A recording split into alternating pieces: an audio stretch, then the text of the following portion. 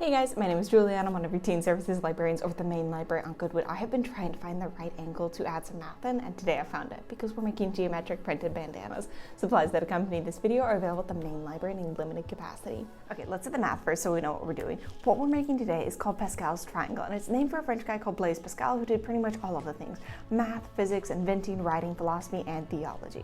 The way it works is pretty simple. It's kind of like your laying bricks, but instead of bricks, you have numbers. You're going to start with the number 1, and if you want to pretend that there are 2 invisible zeros on either side of it to make this next part make more sense, cool, go ahead.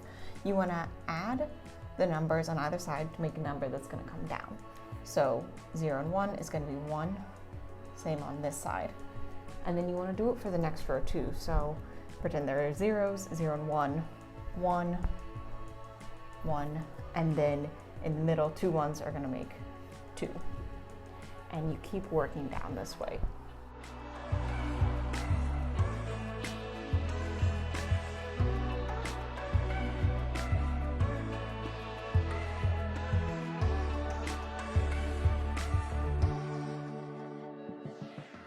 Okay, so what's the point of all this? If you're the sort of person who loves numbers, there are a mind-boggling amount of patterns that emerge from this triangle. For example, the sum of every row is going to be double the row that precedes it. So you start off with 1, and 2, and 4, and then 8, and then the pattern keeps going into infinity. I could tell you about a ton more patterns, but we would be here all day, so there's going to be a link in the video description if you are curious about this. Anyways, this is some high-level nerd stuff that we're going to use to make things look cool. To make your own geometric bandana, you're going to need a bandana, paint, a pencil, a paintbrush, a ruler, Q-tips, wax paper, and a worksheet for your Pascal's triangle. To get started, you want to go ahead and make your own triangle. We're going to do 16 lines of this total for this to work and something cool to happen. If you are super adverse to math, that's okay. There's a cheat sheet on the back of this too. When you have your triangle all filled in, go ahead and mark off the even numbers in some way. You can do this however you want. I'm just going to use X's. For your next step, you want to fold your bandana in half so it forms a triangle.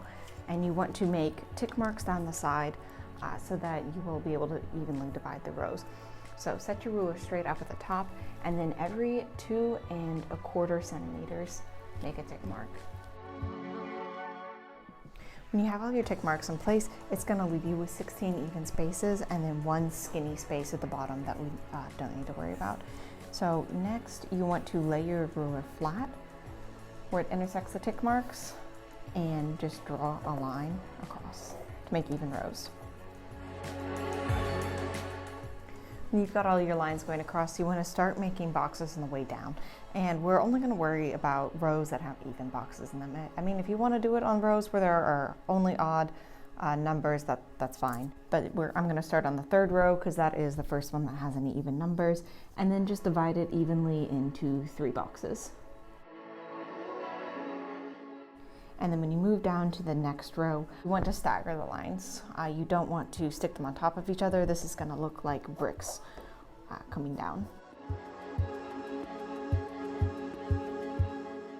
And then as you're going, I would find some way to go ahead and mark the boxes that are going to be even. That'll just make your life a lot easier. When you've got all of your boxes made and everything marked, I use triangles to mark mine, use whatever for yours. You just want to flip this over and do all of that on the other side now. When you've got it on both sides, open your bandana up, set a piece on the wax paper, and then you want to start painting your even squares. You can do whatever you want for this. I'm doing triangles because why not? The only thing I absolutely don't recommend is painting these squares solid with paint. It'll make your bandana crunchy. It's too much paint to fit on there, and everything will get kind of not fun. When you're done painting whatever design you want, let the paint dry and then go ahead and erase all your pencil marks. When you're all finished, you should have something that looks a little like this. Enjoy. All right, so now it's time for the math round 2. There's no way I would show you something this cool and not explain it. What we made today is called a fractal, and a fractal is a never-ending pattern. It's something where you can break it up and the pieces are going to be smaller versions of the whole. You see them a lot in nature in things like fern leaves and seashells, but they also crop up a whole lot in various algebraic and geometric representations of things, and these ones tend to look pretty trippy. Our fractal is specifically called the Sierpinski triangle, and it's named for the Polish mathematician Wacław Sierpinski, who created it. He's famous for a whole lot of different contributions to several different fields of math, but he's best known for all of his fractals. If you have any questions or comments about today's activity, holler at us. Our phone number is 231-3770, or you can leave a comment on this video. Better yet, tag us on Instagram and show us what you made. Thank you so much for tuning in. I hope you enjoyed this, and I cannot wait to see you next time.